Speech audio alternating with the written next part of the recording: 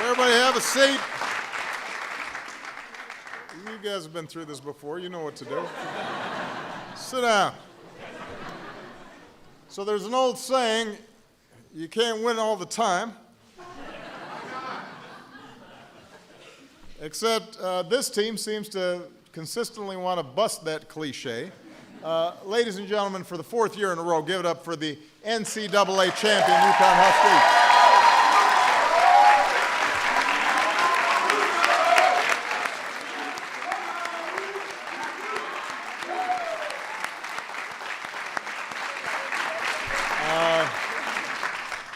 As you might be able to tell, there's some Huskies fans in the house.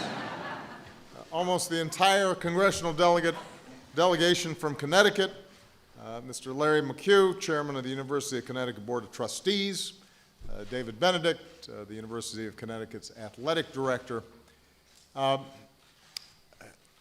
I called Coach Gino to congratulate him for winning the title again, I told him we have his room ready for when he gets here.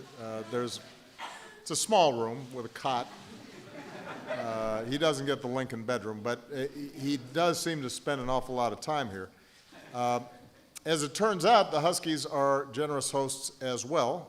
I've got an open invitation to join their Xbox 360 rock band group, the Delta Commas. Now, in 9 months, I will have some time on my hands. But congratulations, Coach, on your 11th national championship.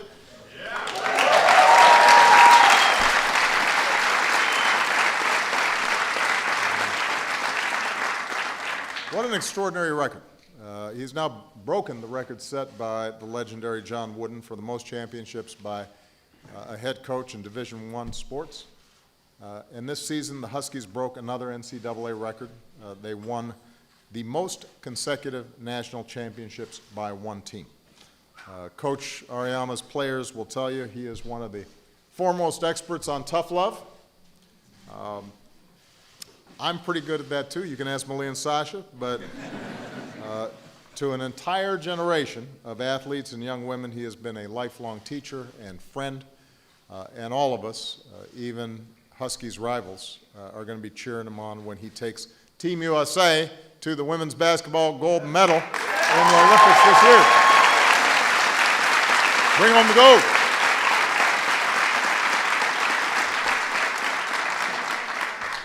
This team has gone undefeated twice in the past 4 years, including this past season. It is a testament not only to Gino, but to the captain of this team and the NCAA Player of the Year, Breanna Stewart.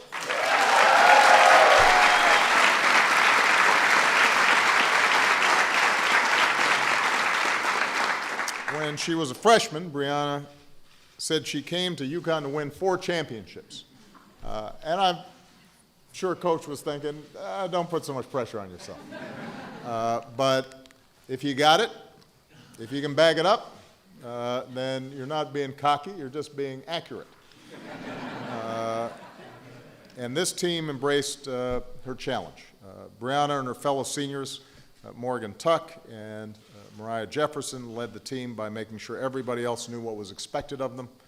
Entering the first game of the season, they were 0-0 like everybody else.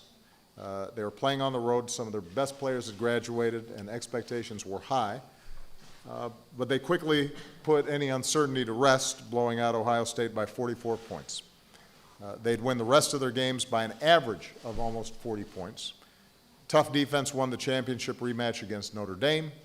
Overall toughness won a hostile road game against the second-best team in the country, South Carolina, before a sellout crowd of 18,000 fired-up fans. And from then on, they just marched straight to their 4th title. But thanks to Coach Ariyama, this team has never let victory go to their heads.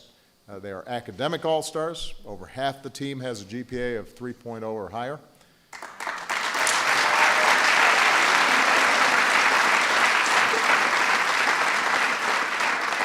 On Sunday, the seniors walked across the stage and received their diploma, and their community leaders as well. They run a basketball clinic at Halloween for local kids, a food drive leading up to Thanksgiving, a blood drive for the Red Cross. They collect toiletries from their hotel stays throughout the year to donate to families in need. They filmed a video for elementary school students on the importance of being kind to one another. So these young women know what it means to give back to a community that gives them so much. I have a feeling this team will be back again. I will not be, I'll be honest, Coach, I'll miss the visits, our annual phone calls, but I just want to say how incredibly proud I am of all that they have achieved.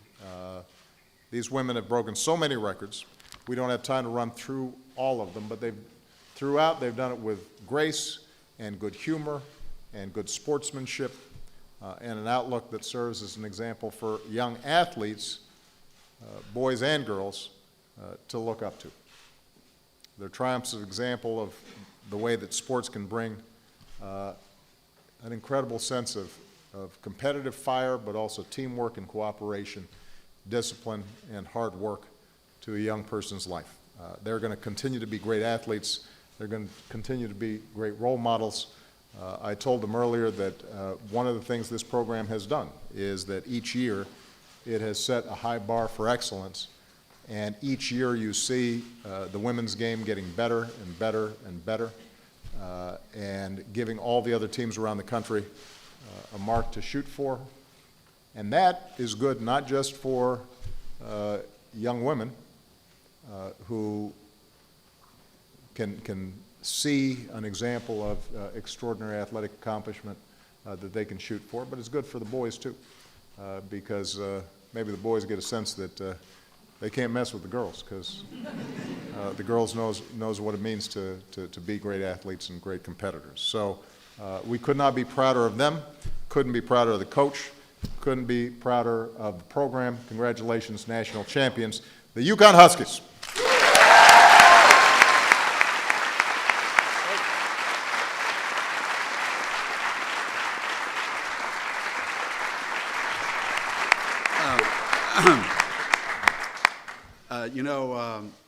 The first time we came here, 2009, and then we came back, and we all enjoyed it, and we came back, and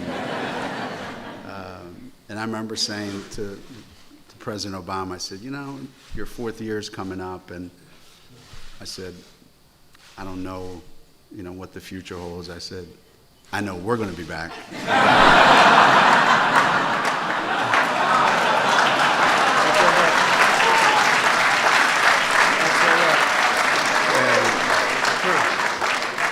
And he said, so am I. That was true,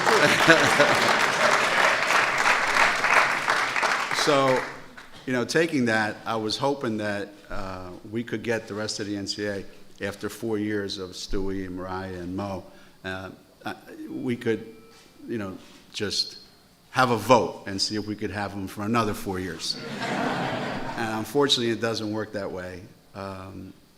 We've been fortunate to have Tuck and Mariah and Stewie for 4 years, and Brianna joined us, Polito.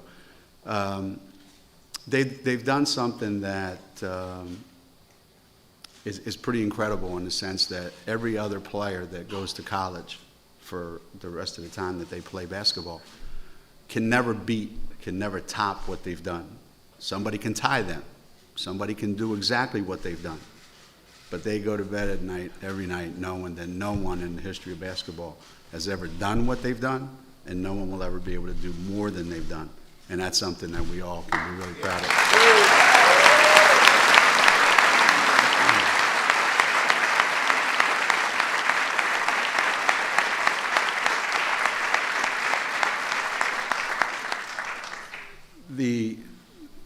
The trips down here are memorable because we know that the president is a tremendous basketball fan. He keeps on top of things. He picks us every year in the NCAA tournament. It's really tough. And clairvoyant. And that's the last thing I'm gonna say. You know what I'm gonna miss the most is, I don't know if you've ever gotten a phone call from the president, but my phone rings, and I look at my phone, and there's just like lines, and it says unknown call. And I'm like, I'm not answering this. I don't know who it is. So I don't answer it. Then the next day, unknown call. I put it away. The third day, it said, you better answer this. And I picked it up, and he's on the phone, and I'm going to miss the relationship. I'm going to miss coming down here. I'm going to miss his support that we have. But if you've been paying attention to what's going on in the media these last 6 or 7 months, as time goes by, we're probably going to miss him more than he misses us. Thank you.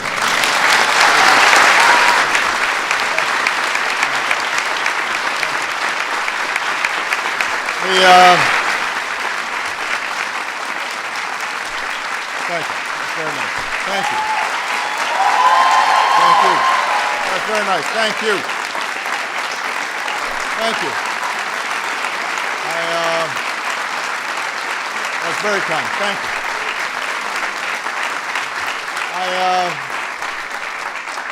I should point out, I don't know, maybe this was a secret, but we couldn't bring it out here. In addition to the traditional jersey and basketball, Coach brought me a rocking chair. Now, I'm not taking this as an insult. I'm assuming it was meant with love. But Coach, I do want you to know I'm not going out to pasture here. In fact, I might even be able to come to one of your games live. So don't think you've gotten rid of me that easily. All right? Let's knock this down. I know that I got my presentations of my.